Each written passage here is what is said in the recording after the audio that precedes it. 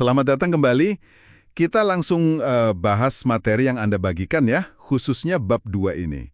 Fokusnya menarik, hubungan antara kecerdasan emosional, EI, dan hasil akhir di dunia kerja.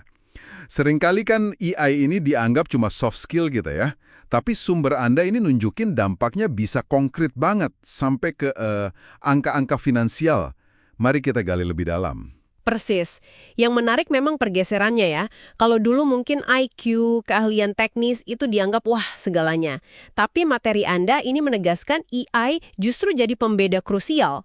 Terutama kalau bicara kinerja puncak dan ya hasil nyata buat organisasi.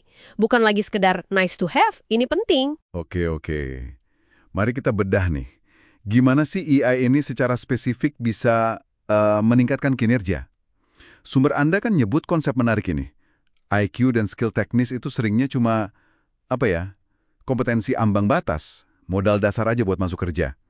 Tapi II ini yang jadi kompetensi pembeda, yang misahin performer bintang, top 10%, dari yang, rata-rata. Dan ini berlaku bahkan di bidang kayak STEM, yang teknis banget. Agak kaget juga sih. Iya, betul. Poin krusialnya di situ. Contohnya bagus tuh, si Marta, kepala program Duka Cita, dia pakai cerita personalnya, nah ini kan aplikasi EI ya, untuk bisa nyambung secara emosional dan akhirnya berhasil narik donor. Atau di lingkungan IT, staf itu merasa lebih aman minta tolong ke rekan yang EI-nya tinggi, karena nggak takut dihakimi gitu loh, kalau khawatir ngerusak sesuatu. Ini kan menunjukin EI itu memfasilitasi kolaborasi, psychological safety juga. Benar. Bahkan di dunia penasihat keuangan ya, klien ternyata lebih percaya sama penasihat yang nunjukin empati, mau dengerin, komunikasinya jelas. Itu kan semua aspek EI ya, dibanding yang cuma pamer analisis teknikal canggih atau website keren. Ini soal bangun trust ya, dasarnya banget. Dan ini bukan cuma cerita 1-2 kasus loh. Meta-analisis yang gabungin banyak studi, seperti yang dirujuk sumber Anda itu secara konsisten nunjukin hubungan positif antara EI dan kinerja. Kuat banget, terutama di pekerjaan yang banyak interaksi sosial, butuh ngatur emosi. Tapi ya dampaknya terasa juga di bidang lain. Tapi kan kinerja tinggi itu belum tentu berarti karyawannya happy atau kontribusi maksimal kan? Nah, di sini masuk konsep keterlibatan atau engagement. Sumber Anda ngebedainnya bagus nih. Orang bisa aja kinerjanya oke, kayak asisten yang ngetiknya cepet, tapi ya ampun benci banget sama bosnya. Dia kerja, tapi nggak terlibat. Betul sekali. Keterlibatan ini tuh energi positifnya. Semangat, dedikasi, sampai larut gitu dalam pekerjaan. Kayak cerita guru Evgenia Barton itu. Dia merasa hidup lagi pas ngelola toko siswa. Proyek itu bikin dia terlibat penuh. Riset jelas nunjukin keterlibatan ini korelasinya kuat banget sama kepuasan pelanggan, produktivitas, profit, bahkan bisa nurunin turnover, angka keluar masuk karyawan, dan kecelakaan kerja juga. Nah ini nih yang agak bikin khawatir ya. Data Gallup yang Anda sertakan itu nunjukin tren global keterlibatan karyawan malah turun. Dari 32% di 2016, jadi cuma 21% di 2022. Jauh banget turunnya. Disinilah EI kembali berperan sentral, bukan? Tentu saja.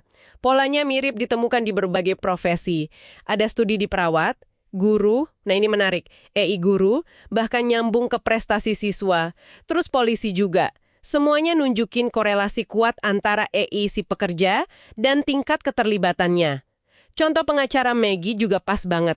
Awalnya dia puas sama pekerjaannya, tapi ya gitu-gitu aja, nggak terlibat. Terus dia nemu gairah dan keterlibatan penuh pas nanganin kasus kebangkrutan yang menantang. EI bantu dia nemuin makna kerjaannya. Oke. Sekarang bagian paling krusial nih. Gimana semua ini, kinerja puncak, keterlibatan yang didorong EI itu ngalirnya langsung ke kantong perusahaan, ke bottom line finansial. Wah, dampaknya tuh langsung banget dan seringkali diremehin.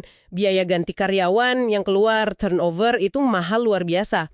Data Gallup yang Anda punya itu ngasih perkiraan biayanya bisa 1,5 sampai 2 kali lipat gaji tahunan karyawan itu. Coba Anda bayangkan deh, satu karyawan gaji 50.000 aja biayanya bisa 25.000 sama 100.000. Itu kan angka yang wow, signifikan banget ya. Gede banget ya. Dan itu baru biaya langsung loh ya. Belum ngitung efek dominonya. Kayak produktivitas tim yang ditinggalin jadi turun. Terus pengetahuan spesifiknya hilang. Moral tim mungkin drop. Belum lagi biaya rekrutmen, pelatihan orang baru.